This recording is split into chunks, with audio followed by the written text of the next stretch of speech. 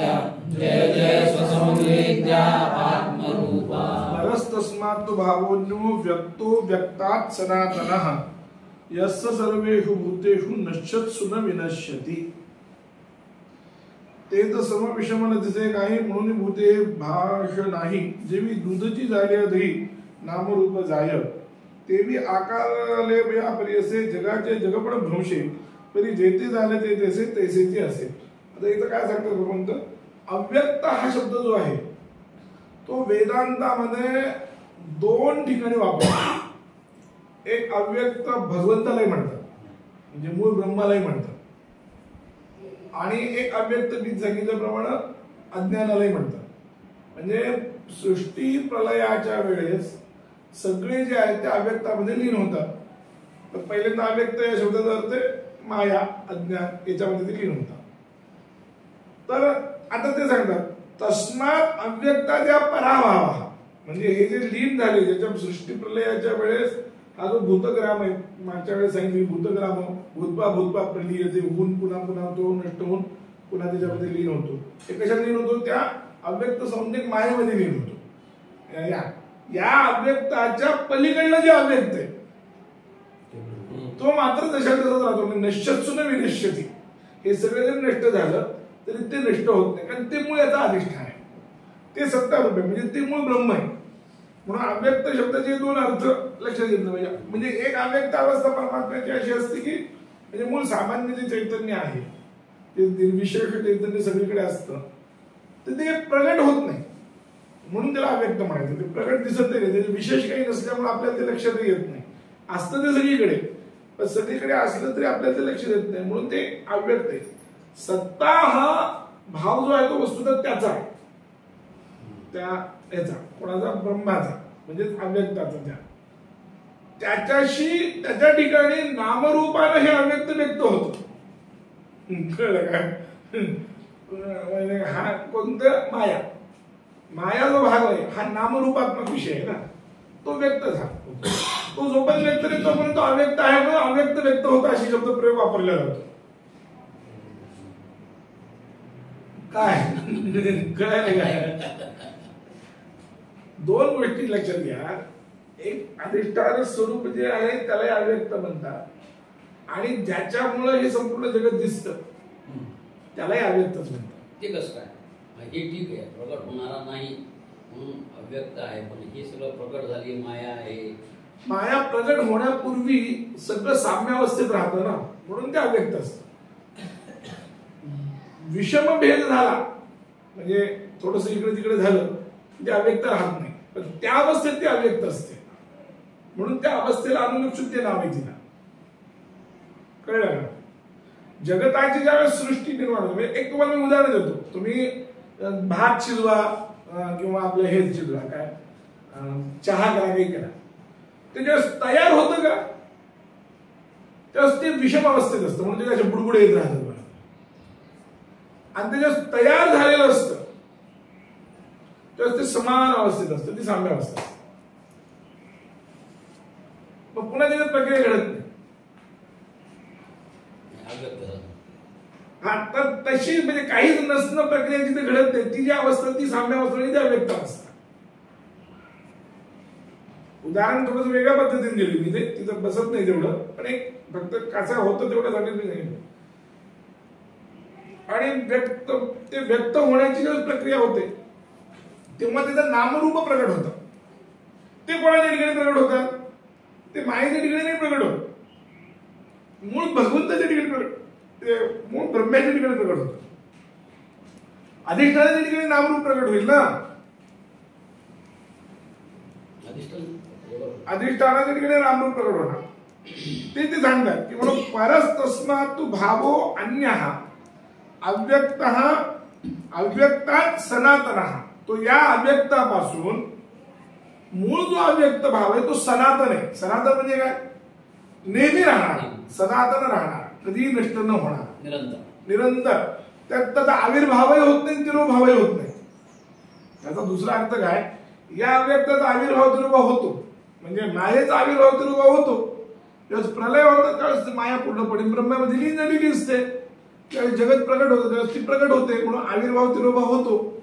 आविर्भाव होणे प्रगट होणे, तिरोभाव म्हणजे लीन होणे. आता आविर्भाव तिरोभाव त्यांचा होतो, पण ब्रह्म्याचा आविर्भाव तिरोभाव होत नाही. म्हणून त्यांनी सनातनः यः स सर्वेषु भूतेषु, म्हणजे सगळी भूत नष्ट झाले, नश्यत्सु सती सप्तमी, सर्वेषु भूतेषु नश्यत्सु सत्सु, म्हणजे नष्ट झाले असताना सुद्धा न विनश्यति, ते नष्ट होत नाही. ते इथं ज्ञानोबा सांगतात, जे तर समविषमन दिसे काही म्हणजे अव्यक्त अवस्था. काय जे तर समविषमन म्हणजे साम्य अवस्था, प्रकृतीची अवस्था म्हणून वाटल्यास तुम्हाला ते अव्यक्ताचा गोंधळ जर होत असेल तर ते साम्य अवस्था. साम्य अवस्थेत काय असतं, प्रकृती जी आहे ती सम असते. सत्व रज तमो गुण हे तिन्ही गुण प्रकृतीच्या ज्यावेळेस समावस्थेत असतात तेव्हा ती प्रकृती असते. आता ती प्रकृती राहिली नाही, कारण आता सगळं खालीवर झालेलं आहे. आता जगत ज्यावेळेस प्रगट होतं तेव्हापासून त्याचं ते खालीवरच झालेलं असतं. तर ते तर समविषमन दिसे काय, तिथं समय दिसत नाही, विषमय दिसत नाही, अशी ती स्थिती आहे. म्हणून भूते हे भाष नाही, म्हणून तिथं भूत आहेत असा भावही होत नाही, भाषाही तयार होत नाही, काहीच दिसत नाही ना. विशेष दिसलं तर भेद निर्माण झाला, हे लक्षात ठेवा. विशेष दिसला, ब्रह्म हे निर्विशेष म्हणल्या पाठीमागचं कारणच हे की ब्रह्म्यात भेद नाही. विशेष काही आहे असं म्हटलं की तो काहीतरी भेद झाला, तिथं भेदच नाहीये. म्हणून म्हणाले, म्हणून भूते हे भाव नाही, जेवी दुधची जाण्या दही नामरूप जाय. जसं म्हणाले, उदाहरण त्यांनी दिलं की दूधच दही झालं. दुधात तुम्ही विरजण टाकलं आणि दूधच दही झालं. आता दूधच दही झालं तर नामरूप जातं की त्याचं दूध हे नाम राहत नाही. तिथं तो भाव वापरता येत नाही तुम्हाला की हे दूध आहे असं म्हणता येत नाही. भलेही दही हे दूधच असतं, पण तुम्ही वापरता का तो भाव, कारण दुधाचं अस्तित्व नाही राहत. दुधाचं दही सुद्धा म्हणत नाही, दुधाचं दही पण दहीच म्हणतो की नाही, म्हणजे तिथे भाव सगळा नाही. तशी अवस्था त्यावेळेस असते. किंवा हेच वेदामध्ये सांगितलं, नमृत्यनमृतंतर्हिना रात्री ह्या अन्न असी प्रकेतः आनीद वातकं सदया तदेकं तस्मात् धान्य न परः किंचन. असं हे सगळं नासदीय सूत्रात सांगितले. नासदीय सूत्रात एक आहे, ऋग्वेदामध्ये सांगितलं की नासदासे नोसदासे तदानीं नासीद्रजो नो व्योमापरोयत, की त्यावेळेस न सत आसीत न असत आसीत, त्यावेळेस सतही नव्हतं आणि असतही नव्हतं. सत आणि असत हे दोन्ही नव्हते, म्हणजे काय, व्यक्तही सृष्टी नव्हती आणि अव्यक्तही सृष्टी नव्हती, म्हणजे ब्रह्म हे नव्हतं, मायामाई नव्हती, असा त्याचा अर्थ आहे. नासत आसीत नोसत आसीत तदानीं, तदानीं म्हणजे तेव्हा. नासीद रजः न व्योम अपरोयत, व्योम म्हणजे आकाश, काही नव्हतं. नासीद रजो नो व्योम अपरोयत, असं ते सांगतात. ते जे वर्णन वेदांत ते वर्णन इथं त्यांनी वेगळ्या भाषेत केलं की ते तर समविषमनतेचे काही, म्हणून भूते हे भाष किंवा भाव नाही, भाषण आहे म्हणजे भाषण आहे, त्यांना भूते म्हणता येत नाही. जेवी दूधची जाळ्या दही नामरूप जाय, तेवी आकारलो पास दिसे जगाचे जगपण भ्रंशे, तरी चेते झाले ते जसे तसे असे. त्याप्रमाणे एकदा आकार सगळ्याच्या सगळ्या अव्यक्तामध्ये लीन झाला की जगाचं जगपणच राहत नाही. जगाचं जगपण नामरूपामुळेच आहे. म्हणून आपण काय म्हणतो की 5 अंश अस्ति भाती प्रियम नाम आणि रूप. अस्ति भाती प्रिय हे ब्रह्मच आहे, याच्यात काही विशेष काही नाही, हे सगळीकडे समान आहे, म्हणून भेद नाही. ते आपण विशेष प्रत्येकात कशात मुळे करतो, नाम आणि रूपामुळेच करतो विशेष जे करतो. पण विशेष शब्दाचा अर्थ भेद हे लक्षात घ्या.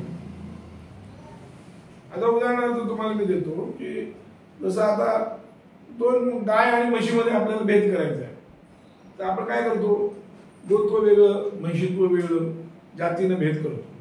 म्हशीमध्ये भेद करतो, 2 म्हशी तिथे जातीनं भेद होत नाही. तिथे भेद कशाला होतो, तिच्या अवयवानं तिच्या आकारानं भेद होतो. म्हशीत काय रंगाचा भेद होतो, आकारानं भेद होतो, रंगानं भेद होतो विशेष. आता असं तुम्ही करत जातो प्रत्येक ठिकाणी, म्हणजे लिंबू मध्ये भेद करा किंवा याच्यात काय भेद करता तुम्ही, आकारानं भेद करता. दुसरं काय करता, आकार वगैरे भागवत भेटत. असा भेद करत करत करत तुम्ही जेव्हा जाल त्यावेळेस तुम्हाला सृष्टीत प्रत्येक ठिकाणी थोडा थोडा थोडा थोडा भेद दिसत राहणार. आणि हा सगळा भेद नामरूपात्मकच आहे, हे लक्षात ठेवा, बाकी काही नाहीये. जिथं नाम आणि रूप, त्यात रूप जर दिसत नसेल तिथं भेद कसा करणार. आता उदाहरणार्थ परमाणू, परमाणू आता पृथ्वीचे अनंत परमाणू आहेत, जलाच्या अनंत परमाणू आहेत, तेजाचे अनंत परमाणू आहेत आणि वायूचे अनंत परमाणू आहेत. परमाणू अनंत आहे, त्यात काही विषय. आता इथे यांचा भेद करायचा, दोन पृथ्वीचाच भेद करू. तिथं अवयव नाहीत, परमाणूंना अवयव नसतं, पण अवयवकृत म्हणजे रूप आकार, रूपामध्ये आकार पण आला, आकार रूप वगैरे काही नाहीये. रूप जरी असलं तरी ते अतिंद्रिय आहे, आपल्याला ते दिसत नाही. तुझा भेद आपल्याला करता येत नाही, अवयकृत भेद करता येत नाही, जातीकृत भेद करता येत नाही. दोनच पृथ्वीचे परमाणू आहे की नाही. म्हणून त्यांचा भेद मांडण्यासाठी नैयायिकांनी, वैशेषिकांनी विशेष नावाचा एक धर्म मांडला आणि म्हणले की भेद आहे या दोघांमध्ये. हा परमाणू या परमाणू भिन्न, कशामुळं, विशेष आहे म्हणून. विशेष नावाचा धर्म आहे ठीक आहे. अशा पद्धतीने त्यांनी भेद केला. म्हणजे काय केलं, विशेष म्हणजे काय, भेद, हे लक्षात ठेवा. मी एक कशाला जिथं भेद संभवत नाही असं आपल्याला वाटतं त्या ठिकाणी सुद्धा विशेष शब्द वापरला की भेद येतो. ब्रह्म निर्विशेष आहे म्हणून आकार लोप असरीसे, म्हणजे आकाराला तर लोप ज्यावेळेस होतो, लोप असरीसे, आकार लोप असरीसे, आकाराचा जो लोप होतो मग आता भेद करायची अवस्था राहत नाही. म्हणून म्हणाले जगाचे जगवळ भ्रंश, सगळं जगत नष्ट, म्हणजे जगात जगत्वच राहत नाही, प्रपंचत्वच राहत नाही प्रपंचाच्या ठिकाणी. म्हणजे ते जे ते झाले ते त्याचं, पण हे झालं कुठं, हे सगळं जिथं प्रगट झालं तिथे लोप चालला नाही. सृष्टी प्रक्रिया काय आहे की जशी प्रगती म्हणजे प्रगती होत राहते किंवा सृष्टी प्रक्रिया होते त्याच्या नेमक्या उलट्या दिशेने ती लोप होते. म्हणजे आत्म्यापासून आकाश, आकाशापासून वायू, वायूपासून जल, जलापासून ते वायूपासून तेज, तेजापासून जल, जलापासून पृथ्वी, असं जे प्रक्रिया घडलेली आहे. म्हणजे आकाश, वायू, तेज, जल आणि पृथ्वी आणि सर्वात वर आत्मा. एतस्माद आत्मा आकाशात मुलं लय पावताना कशी होते, जगत प्रतिष्ठा देवर्ष पृथ्वी व्यवसुप्त लिहिते. पृथ्वी पाण्यामध्ये लीन होते, पृथ्वी पाण्यात लीन होते, पाणी तेजामध्ये लीन होते, तेज वायूमध्ये लीन होतं, वायू आकाशात लीन होतं, आकाश अव्यक्तात लीन होतं, अव्यक्त कुठे लीन होतो, आत्म्याच्या ठिकाणी. म्हणून म्हणाले तरी जे ते झाले ते जैसे, जिथं ते झालं ते तैसेचे असे, ते तसंच आहे. म्हणजे याचा अर्थ काय आहे, मूळ अधिष्ठानाच्या ठिकाणी, ब्रह्म्याच्या ठिकाणी जगत निर्माण झालं म्हणून काही फरक पडला नाही आणि ते जग निर्माण होऊन लोप पावलं म्हणूनही काही फरक पडला नाही. ते निर्विशेष तसंच आहे, ते तैसेचे असे. का, कारण जसं दोरीच्या ठिकाणी साप झाला तरी दोरीत फरक पडत नाही आणि साप निघून गेला, समजा भ्रम निघून गेला आपला, तरी दोरीत फरक पडत नाही, तीच दोरी राहते, तशीच राहते, ती जशी पडली तशीच राहते. तुम्ही हलवलं तर काही फरक पडेल नाही तर काही फरक पडणार नाही. ब्रह्माला तर ती नाही शक्य आहे की नाही, ती तशीच राहते. म्हणून यत्र यदध्यासः तत्कृतेन दोषेण गुणेन वा अणुमात्रेणापि सनसंपद्यते, असं एक आचार्यांचं वाक्य आहे भाष्यात. यत्र यदध्यासः, यत्र म्हणजे ज्याच्या ठिकाणी, यदध्यास म्हणजे ज्याचा अध्यास आहे, तत्कृतेन दोषेण म्हणजे ज्याचा अध्यास म्हणजे दोरीवर सापाचा अध्यास आहे, तर सापाचा अध्यास म्हणजे सापाचा दोष कोणता, विष. तत्कृतीने दोष येणं विषाने किंवा गुणेनं म्हणजे साप थंडपणे, गुणेनं अणुमात्रेण आपली सनसंबद्धते, अणुमात्र सुद्धा ती दोरी त्याच्याशी संबंधित होत नाही. म्हणजे दोरीला विष लागत नाही आणि दोरीला थंडपणा येत नाही, काही कारण काय म्हणजे दोरी किंवा शुक्तिरजता या ठिकाणी जे काय असेल ते शुक्तीला काही चांदीनं फरक पडत नाही, अध्यासन काय करू. तसं जगताच्या प्रकृतीच्या या सगळ्या प्रक्रियामध्ये प्रक्रिया झाली, एवढं मोठं जगत निर्माण झालं, ब्रह्मांड निर्माण झालं, एवढं मोठं काय व्हायचं ते झालं, यालाही त्या अधिष्ठानावर काही फरक पडत नाही. म्हणजे ते अधिष्ठान तसंच आहे जसंच प्रकृती निर्माण होण्याच्या पूर्वी होतं आणि लोक पावलेली ते तसंच आहे म्हणून ते तैसेची राहील, त्याच्यात फरक पडत नाही. प्रकृतीने मात्र नामरूप जातं, अव्यक्त होऊन व्यक्त होती ती, अव्यक्त नाव तिथं जातं. आलं का लक्षात, अव्यक्त नाव हे जातं. जसं दुधाचं दही झाल्यानंतर दूध हे नाव जातं आणि रूपही जातं, दुधाचं रूपही राहत नाही आणि दुधाचं नाही राहत नाही. परमाणू तेच आहे. नैयायिकांच्या प्रक्रियेने जर विचार केला तरी परमाणू तेच आहे. जे दुधाचे परमाणू आहेत तेच परमाणू दह्याचे. परमाणू बदलत नाही. द्वणुक त्रणुकापासून प्रक्रिया बदलते नैयायिकांच्या मतानुसार. कळलं का? परमाणू तेच आहे. म्हणजे परमाणू बदल न होता पण नामरूप जातं तसं म्हणाली तर नामरूप नाही ते सांगायला मी चव बदलते. काही बदलू हो, परमाणू बदलत नाही. परमाणू तेच राहतात. सगळ्या पृथ्वीचे परमाणू सगळे. दगडाचा जो परमाणू आहे, दगडाचा जे परमाणू आहे ना, हे सायन्स सुद्धा तेच म्हणतं. नाही ऐकत म्हणतात तसं नाही, सायन्स सुद्धा तेच म्हणतं. दगडाचे जे परमाणू आहेत की नाही तेच परमाणू तुमच्या चपातीचे. वेदांत तरी काय म्हणतं? तत्वता एकच म्हणतं की नाही वेदांत? वेदांत तेच म्हणते. लक्षात घ्या, नीट विचार केला तर फक्त फरक कुठं पडतो? वरच्या प्रक्रियेत फरक पडतो म्हणून चवीत वगैरे सगळा फरक आहे. नाहीतर तिखट, मीठ, साखर, गुळ या सगळ्यांचे परमाणू एकच आहेत हे लक्षात ठेवा. लिंब यांच्या चवी किती भिन्न असू द्या पण यांचे परमाणू एकच आहेत. त्या सगळ्यांचे ते समान आहेत. एकच जाती आहे, एक जाती, परमाणू एकच आहेत. पण परमाणू एक जरी असले तरी काय असतं की द्वैणुकापर्यंत काही फरक नसतो, त्रेणुकापासून फरक पडतो. आणि ती होणारी जी प्रक्रिया आहे त्या प्रक्रियेने हे सगळं फरक पडतो. जसं आता उदाहरण घ्या ना, फार सूक्ष्म जायची पण गरज नाही. ह्याच्यामध्ये तुम्ही डीएनएच नाही, पोळ्याचाच प्रकार पाहा ना. तुम्ही कणकीची पोळी करता, कणकीचे लाडू करता, दोन्ही चवीत आणि सगळ्यात पैशामध्ये फरक आहे की नाही? पोळी खाल्ल्याशिवाय पोट भरल्याचा भाव येतो का? 2 लाडू खाणे 2 पोळ्या खाणे समान होतं. कदाचित लाडू जास्तच येईल, डॉक्टरच्या हिशोबाने बोललं तर ते कॅलरीज बोललं तर जास्त कॅलरीज खाते म्हणून, पण त्याला वाटत ते मी जेवलो म्हणून. वाटतं का? नाही वाटत. प्रक्रियेत फरक. तत्वतः काहीच फरक नाही, तत्वात फरक नाही, पण वरच्या प्रक्रियेत फरक. मग हेच नामरूपात फरक आहे, हेच सांगायचं. एक वेगळ्या भाषेत जर बोलायचं जर झालं तर नामरूपात फरक आहे. किंवा आप्पा नेहमी एक उदाहरण द्यायचे की प्रत्येकाच्या घरामध्ये डाळ तांदूळ असतात की नाही, डाळीच वरण करतात की नाही, तांदळाचा भात करतात की नाही, पण प्रत्येक वर्णाला चव वेगळी की नाही. प्रत्येक घरातल्या वर्णाची चव वेगळी का? प्रत्येकाची करण्याची पद्धत वेगळी म्हणून चव वेगळी, एवढंच त्याचं उत्तर. प्रत्येक जण वेगळ्या वेगळ्या पद्धतीने करतं म्हणून ते चव बदलते, आहे की नाही? म्हणजे मूळ पदार्थ म्हणजे एकाच क्वालिटीचे जरी पदार्थ तुम्ही सगळीकडे सगळ्यांना दिले तरी चवीत फरक पडणार. म्हणजे तेच तांदूळ, तेच डाळ, समजा आपल्या 10-12 घरामध्ये आपण एकाच वेळेस आणली तर प्रत्येकाच्या घरातल्या डाळीमध्ये म्हणजे आमटीमध्ये काय वरणामध्ये फरक पडणार. का पडणार? कारण प्रत्येकाची करण्याची पद्धत वेगळी. म्हणजे घरातल्या 2 माणसांनी केला प्रकार तरी फरक पडतोच की नाही? आपण केलेलं त्यांनी केलेलं फरक पडतोच का? करण्याच्या प्रक्रियेत फरक.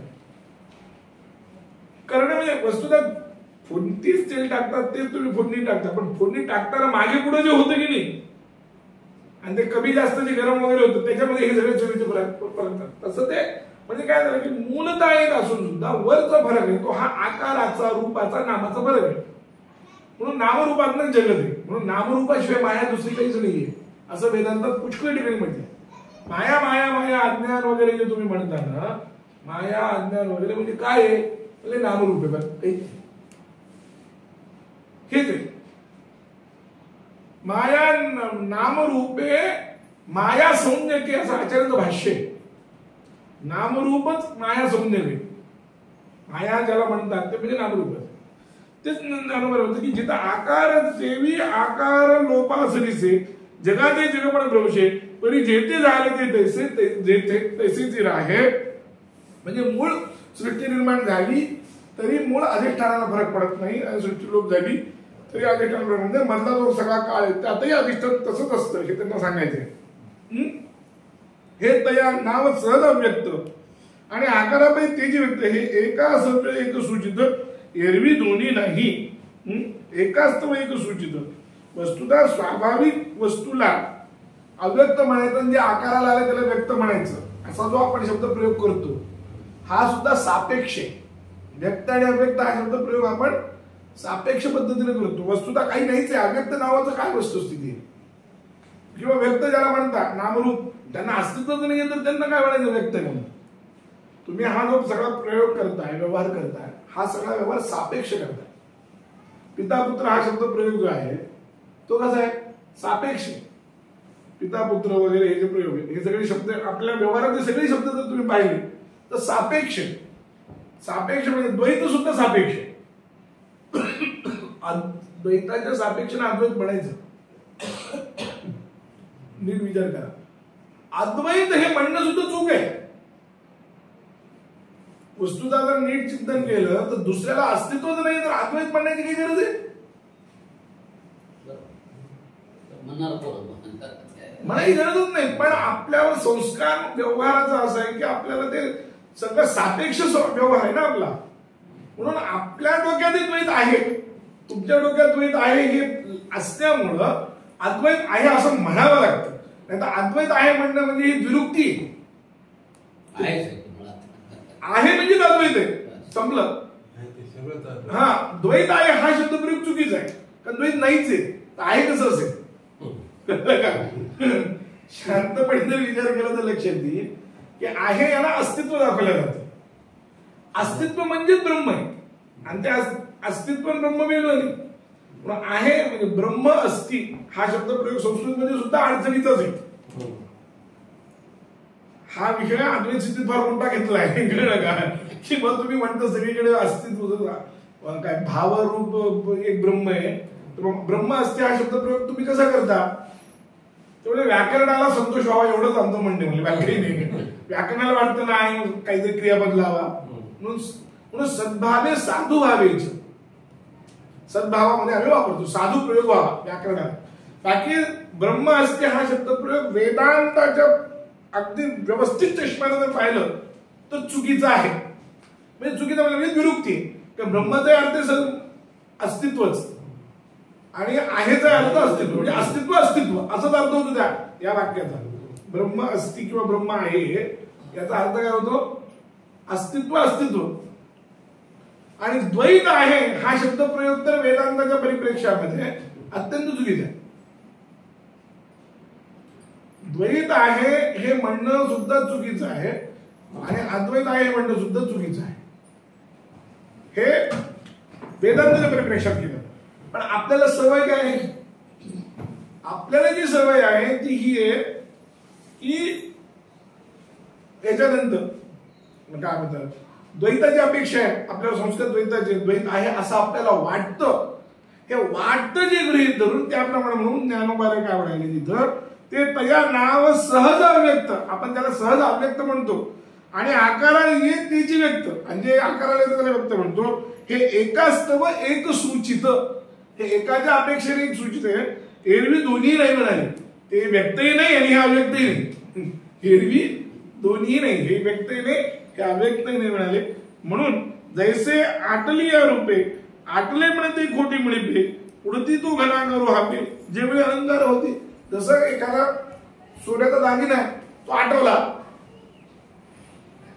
आणि तो सोनच झालं की नाही, ते आठवणे खोटच आहे की नाही. तसा जर विचार केला तर ते आठवणही खोटच आहे. त्याच्यावर अलंकार येणं, अलंकाराचं रूप येणं हे खोटच आहे म्हणाले की नाही. उडती जो घनाकारो हारपे जे वेळी अलंकार होती त्याच्या ठिकाणी जो अलंकार येतात त्यावेळेस त्याचा घनाकार म्हणजे मूळ गोळा जो सोन्याचा होतो तो नष्ट होतो. म्हणजे काय म्हणायचं त्यांना की सोन्याचं पिंड केला तुम्ही, तो पिंडाचा आकारही खोटाच आहे आणि त्याच्या ठिकाणी दागिना तयार केला तुम्ही, तो दागिनाही खोटाच आहे आणि दागिना आठवला ते खोटं. मुळात काय फक्त सोनं हेच खरं आहे. बाकी या सगळ्या गोष्टी ज्या आहेत त्या सगळ्या सापेक्ष आहेत. ह्या सगळ्या गोष्टी सापेक्ष आहेत. वस्तुतः पाहायला गेलं तर 100 दागिने आणून ठेवले त्यात खरं काय, मृत्तिकेत तेव्हा सत्यम. जसं सुवर्ण तेव्हा सत्यम वाचारंभणम विकार. इथं श्रुती कोणती लागते, वाचारंभणम विकारो नामधेयम मृत्तिकेत तेव्हा सत्यम. आचार्य काय म्हणतात, आचार्याने छांदोग्योपनिषदाचे वाक्य वाचारंभणम विकार. हा विकार म्हणजे वरचा आकार कार्य. त्याचे जे काय तुम्ही त्याला काय म्हणाल, एकाला कुंडल म्हणाल, एकाला कटक म्हणाल. कुंडल म्हणजे कानात, कटक म्हणजे कान हे. आणि कटक, हाटक आणि कुंडल हे 3 तत्व तिथं आहे. हाटक म्हणजे सुवर्ण काय हाटक शब्दाचा अर्थ सोनं.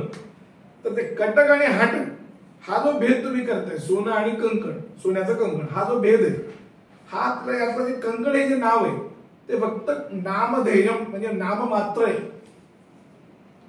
विकार हा नामधेयम, नाममात्र म्हणजे नाममात्र या शब्दाचा अर्थ त्याला अस्तित्व नाही असं म्हणायचं. नामधेय म्हणजे केवळ नाममात्र आहे, अस्तित्व नाही. मृत्तिके सुवर्ण काय, सुवर्ण विद्येव सत्यम किंवा मृत्तिकेतेव सत्यम. मूळ जे कारण आहे त्या कटकाचं जे मूळ उपादान कारण कोण आहे, हाटक आहे म्हणजे सोने, ते खरं.